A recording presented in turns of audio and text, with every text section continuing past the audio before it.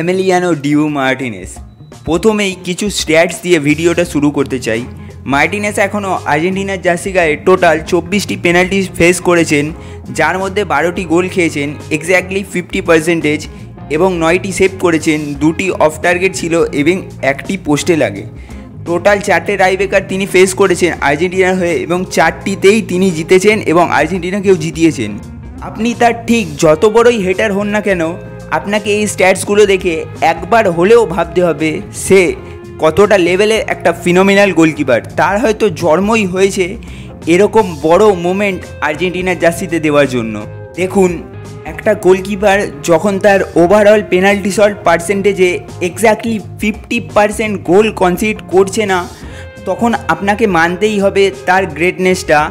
আর আপনি যদি না মানেন তাহলে আপনি হয়তো টিপিক্যাল আর্জেন্টাইন হেটার অথবা ডিবু মার্টিনেজ হেটার। তার কেরিয়ারটা ন্যাচারালি অনেক দেরিতে সবার চোখে আসা শুরু করেছে, কিন্তু আপনাকে এটা মানতেই হবে সে one of the great spot kick stopper in the world right নাও।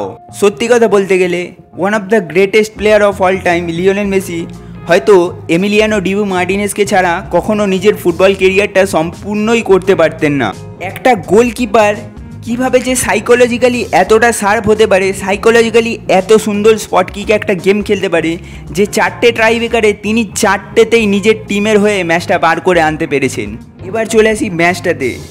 আর্জেন্টিনার রিসেন্ট কিছু বছরে, মানে 4-3 বছরের কথা বলছি, one of the West performance দেখলাম আমি আজকে।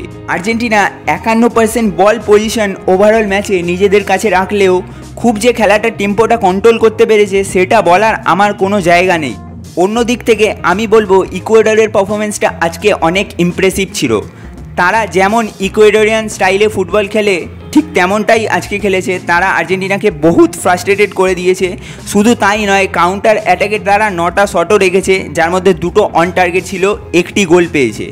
ট্যাকটিক্যালি ম্যাচটায় লিওনেল স্ক্যালোনি যে ভুল সিদ্ধান্ত নিয়েছেন সেটা আমি কখনোই বলতে পারি না। লিসান্ড্রো মার্টিনেজকে বসিয়ে শেষ মুহূর্তে তিনি একদম সঠিক কাজ করেছেন। ওটামেন্ডিকে ইমপ্লিট করতে চেয়েছিলেন যাতে ক্রসগুলো ওটামেন্ডি হেডের সাহায্যে ক্লিয়ার করতে পারে, কিন্তু নিকোলাস ওটামেন্ডি বিগ স্টেজে আমরা বারবারই দেখেছি তাকে ল্যাক করতে, এবং আজকেও দেখলাম। আর্জেন্টিনা যেই গোলটি কনসিড করেছে ওটামেন্ডির বলটা ক্লিয়ার করার কথা ছিল। লিওনেল মেসি হয়তোবা ফুল ফিট ছিলেন না, সেটা আমরা মাঠে বারবার দেখতে পেয়েছি, এবং গেমটা তার জন্য খুবই খারাপ ছিল। হয়তো তিনি 30 বারও বলটা নিজের পায়ে টাচ করেননি 90 মিনিটের খেলায়, এবং ট্রাইব্রেকারটা তিনি মিস করেছেন, বারে লেগেছিল যেখানে লিওনেল মেসি একটা পেনেকা শট নিয়েছিল।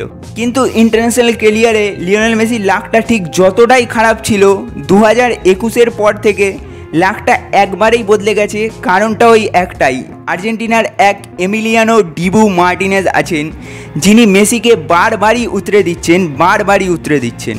আজকের জন্য ব্যাস এতটাই।